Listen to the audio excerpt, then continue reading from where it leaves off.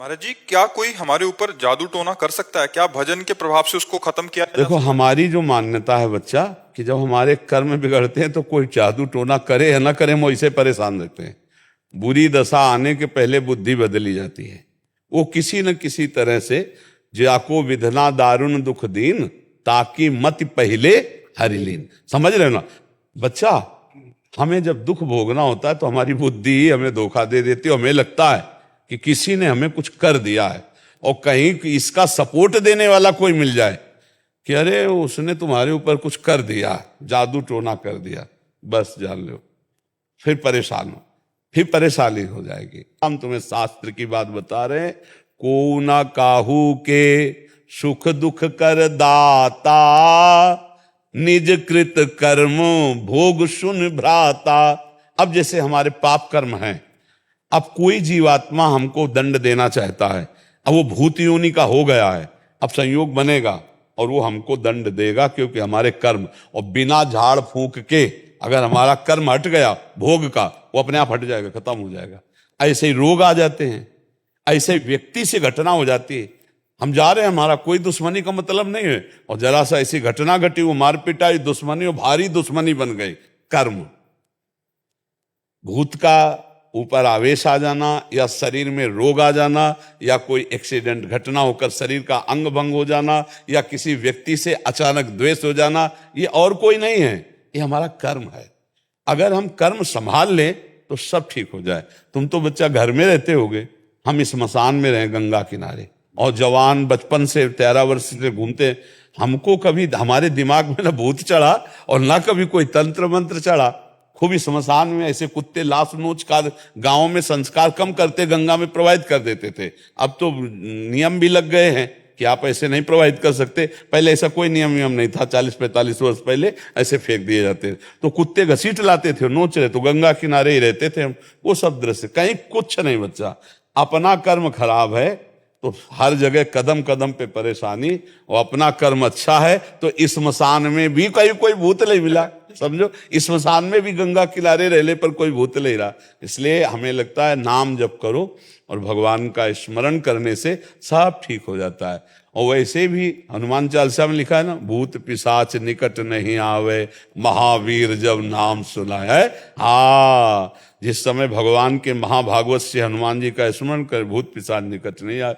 हम जब बचपन में थे तो जिस एक घर में जाना होता था तो एक गली थी अंधेरी, दो होते हैं किसानों के यहाँ गाँव में, दो होते हैं, एक जहाँ जानवर और बैठक होती है, और एक होता है घर जहाँ घर परिवार बहुएं रहती है, तो थोड़ा अंतराय होता है। तो वहां से जब जाओ तो अंधेरे गली थी, तो जैसे माता जी कहते बहुत डर लगता है, तो कहते थे हनुमान जी जपो। तो ऐसे आस पास देखा, अंधेरे में बिजली तो गांव में होती नहीं थी, तो जय हनुमान जय हनुमान जय हनुमान, वो तीव्र गति से भाग गए और अपने घर में गए, जय हनुमान। और ये पक्का विश्वास था कि जय हनुमान कहेंगे तो भूत छुएगा नहीं, क्योंकि अम्मा ने बताया है कि जय हनुमान कहने से संस्कार बचपन से पढ़ते हैं। माँ ने भक्ति के संस्कार, भगवान के संस्कार डाल दिए। तो बच्चा निर्भय रहो, नाम जप करो, और जो कोई मानसिक या शारीरिक भूतावेश या किसी भी तरह का कोई भी दुख है, वो हमारा कर्म है।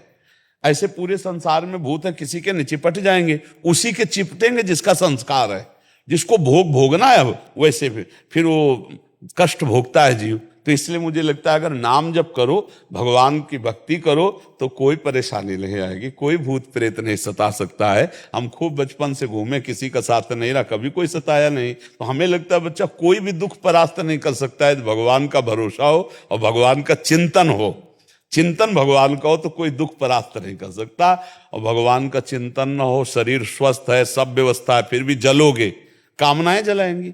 आपका गलत चिंतन आपको जलाएगा, पड़ोसी जला देगा, कोई द्वेष वो आपके चिंतन में आके आपको क्लेश देता रहे, और भारी कष्ट है। और भगवान आनंद सिंधु का चिंतन है, तो देखो आप लोग भी सुनने आते हो, क्या आनंद की बात सुनने आते हो, आनंद का क्या महिमा ये देखने आते हो। साधु महात्माओं को क्यों देखते हैं? ये भगवान के भक्त है, आनंद सिंधु के भक्त है, देखते हैं भक्ति का क्या स्वरूप है। एक अलौकिक शांति मिलती है। देखो आप लोग यहाँ बैठे हो, एक अजीब शांति, एक अलौकिक शांति, जो किसी भी तरह से अन्य उपायों से नहीं हो सकती, वो यहाँ बैठने मात्र से आपको मिलेगी। क्योंकि भगवान का धाम है, भगवान की भक्त जैसे भी हैं भगवान के ही है ना, तो उसका प्रभाव होता है, जो परिवर्तन होता है ना लोगों के दिमाग का, तात स्वर्ग अपवर्ग सुख धरी तुलाए कंग, तूलन ताय सकल मिल जो सुख लव सत्संग। तो ये भगवान के प्रभाव से होता है, क्योंकि हर समय भगवान के जैसे चिंतन हो रहा है। अब जो बोल रहे हैं तो भगवान की बातें बोल रहे हैं, तो आपके दिमाग में वो जाकर अपना प्रभाव डालती है।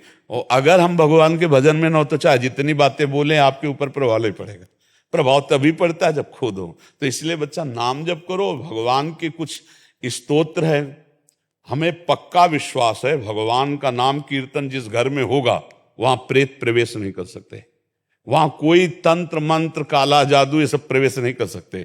क्या जाता है 20 मिनट उठाओ मंजीरा और जोर जोर से भगवान के नाम का कीर्तन, जो नाम प्रिय लगे, राधा राधा राधा राधा। विशेष विशेष ध्वनियों में संत जन गाते कि संसारी पुरुषों को दुनिया पसंद है तो उसी ध्वनि में गाओ राधा राधा राधा। गाड़ी में लगा लिया और राधा राधा, संगीत और ध्वनि से ज्यादा मन आकर्षित होता है, तो उसको सुनते हैं हम। जब राधा नाम कीर्तन करते हैं तो परम मंगल हो जाता है। ये विश्वास मान लीजिए बच्चा, जिस घर में नाम जप होता है, ठाकुर जी का चरणामृत उतरता है, उनको स्नान होता है, भोग वह आए, सब जो विघ्न डालने वाले विनायक हैं ये प्रवेश नहीं दे पा सकते। दैवी शक्तियां वहां रक्षा करती है। कभी आप अपने घर में नाम कीर्तन कीजिए, कभी किसी संत का चरणामृत मिल जाए तो अपने घर में छिड़क दीजिए, देखो उसका प्रभाव क्या होता है। भूत प्रेतों के ऊपर चढ़ते हैं नहीं, जो भूत प्रेत स्वभाव वाले होते ना वो अपने साथी के ऊपर चढ़ते, वो मरा हुआ भूत वाला है और ये जिंदा भूत है।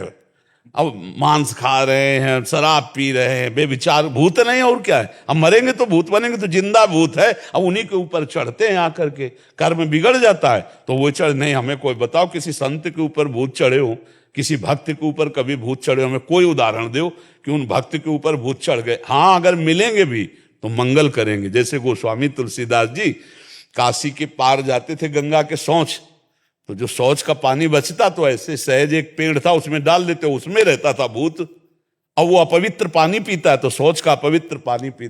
ये कई दिन घटना हुई तो वो प्रेत खड़ा हो गया हाथ जोड़ के और कहा आप जो मांगेंगे वो मैं दूंगा आपको।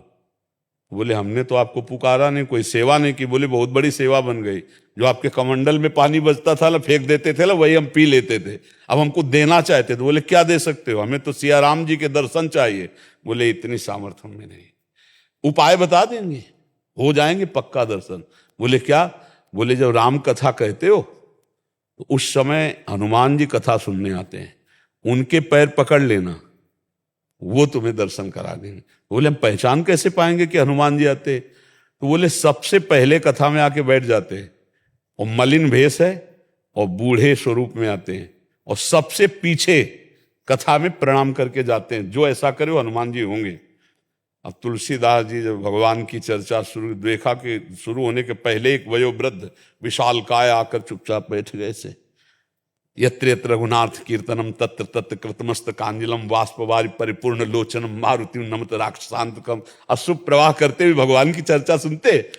और जब कथा संपन्न हुई सब चले गए, तब वहां के ऐसे रज लेके ऐसे लगाया कि भक्त चरण रज है। सोई गोस्वामी जी दौड़ पड़े, सोई भागे हनुमान जी। तो तुलसी घाट से काफी दूर है संकट मोचन हनुमान जी, वही संकट मोचन हनुमान जी। तो काफी दूर में जाके चरणों के, तो हनुमान जी रुक गए। बोले क्या चाहते हो? तो कहा सिया राम जी के दर्शन। तो कहा यहां नहीं, चित्रकूट चलो। तब चित्रकूट हनुमान जी लिवा गए। फिर राजकुमार के रूप में जब राम लक्ष्मण जी के दर्शन हुए, चंदन, तो वो लीला। तो देखो प्रेत ने भगवत साक्षात्कार का विधान बना दिया। प्रेत ने भला मंगल किया, महामंगल कर दिया भगवान के दर्शन का, साक्षात्कार का। तो हमें नामदेव जी को एक बार प्रेत में भगवान विट्ठल के दर्शन हुए महाराष्ट्र में। तो जो भगवान का नाम जप करते हैं, भगवान का कीर्तन करते हैं, भगवान की भक्त, उनको कभी कोई अमंगल नहीं कर सकता। जिते विनायक शुभ अशुभ विघ्न करे नहीं कोई, और विघ्न करे नहीं कोई, डरे कलिकाल कष्ट भय, हरे सकल संताप हरसे हरिनाम जपत जय। कलयुग डरता है नाम जपक से। ये जितने राक्षसी स्वभाव के हैं, जितने आसुरी शक्तियां, ये सब डरती हैं भगवान के भजन करने वाले से। इसलिए खूब नाम जप करो। और ये जादू टोना और कोई काला जादू दुनिया के जो है ना, ये कुछ असर नहीं करेगा। भगवान का भजन करो। अब भगवान का भजन नहीं करोगे तो कोई जादू टोना करे चाहे न करे, वैसे दिमाग खराब है। जहां डिप्रेशन की दवा होती कान उनमें बैठो जाकर डॉक्टरों के पास, तो 50 लोग आते हैं। अब उनका दिमाग ही उनको परेशान किए, उनके कौन भूत चढ़ा हुआ है। अब निगेटिव सोच, नकारात्मक सोच कर करके उनको परेशानी हो रही। हमें लगता है हम व्यर्थ का चिंतन न करके राम कृष्ण हरि जपे, राधा राधा जपे तो सर्व मंगल हो जाए। कोई ऐसा नहीं तंत्र मंत्र जादू टोना कि हमें कोई परेशान किए, कोई नहीं, हमारा कर्म ही हमको परेशान किए और दूसरा कोई। अगर ऐसा होता तो जितने तंत्र मंत्र वाले हैं सबको मार डाले, स्वयं राजा बन जाए, स्वयं सब विधान बन जाए। पर कर सकते हैं क्या? नहीं कर सकते। हाँ, उतना ही कर सकते जिसका भोग आया है, और फिर मुठभेड़ हो गई तो फिर हो जाएगा, क्योंकि तुम्हें वो भोगना है, दुख भोगना है, अन्यथा नहीं।